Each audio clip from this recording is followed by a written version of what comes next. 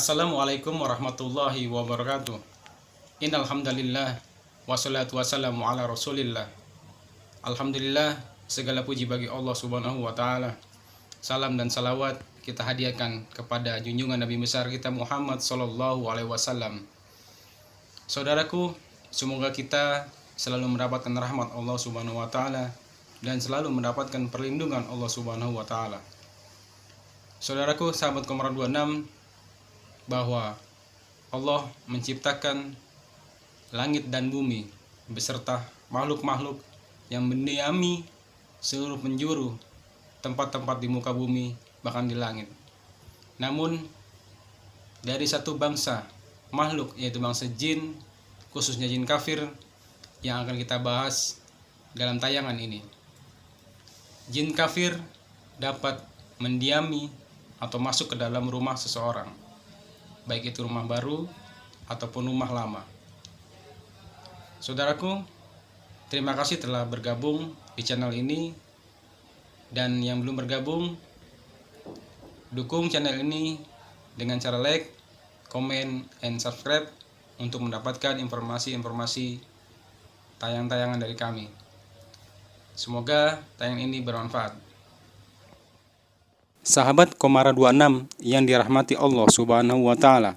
Lalu bagaimana cara jin kafir mendiami rumah kita atau dapat masuk sangat leluasa ke dalam rumah kita? Pertama, kata mendiami adalah bahwa sebelum kita menempati rumah baru, jin kafir tersebut lebih dulu mendiami rumah itu.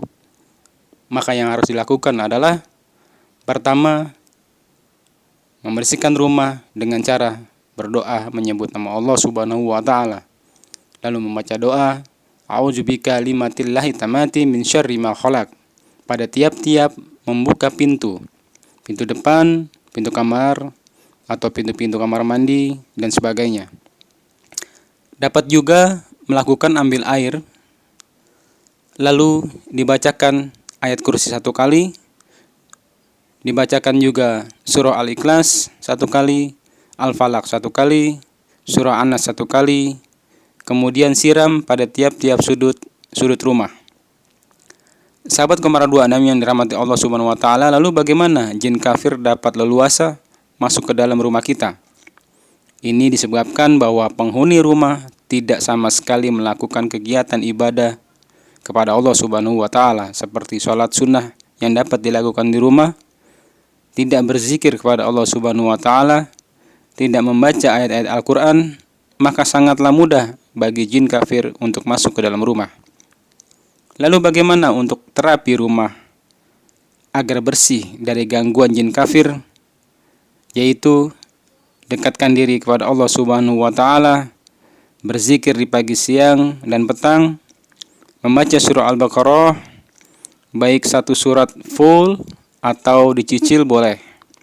Lalu kemudian baca ayat kursi atau membaca surah pendek, yaitu surah An-Nas.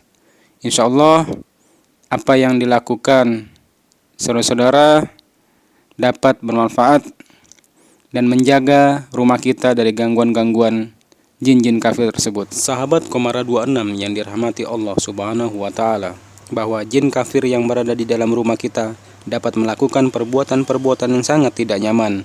Misalkan jin itu dapat memindahkan barang-barang dari tempat satu ke tempat yang lain. Misalkan juga benda berharga atau uang kita taruh di atas meja yang belum sempat kita simpan di dalam lemari, tiba-tiba benda tersebut hilang. Padahal tidak hilang, hanya saja jin tersebut memindahkannya ke tempat lain yang masih berada di dalam rumah kita. Tujuan jin kafir tersebut adalah untuk membuat fitnah di dalam keluarga. Jin kafir juga dapat menggerakkan suatu benda, menggeser benda seperti meja, kursi, lukisan, atau yang lainnya. Jin kafir juga dapat melempar suatu benda. Sahabat Komara 26 yang dirahmati Allah Subhanahu wa taala. Lalu pengaruh negatif apa jika di dalam rumah kita terdapat jin kafir? Berikut adalah aura negatif yang dapat dirasakan oleh penghuni rumah. Di antaranya adalah keluarga di dalam rumah tersebut akan merasakan hawa atau udara yang sangat panas, menghilangkan semangat aktivitas kerja, dan dapat menghilangkan atau menurunkan semangat melakukan ibadah.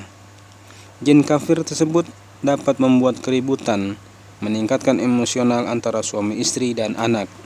Jin kafir juga dapat menimbulkan penyakit pada penghuni rumah.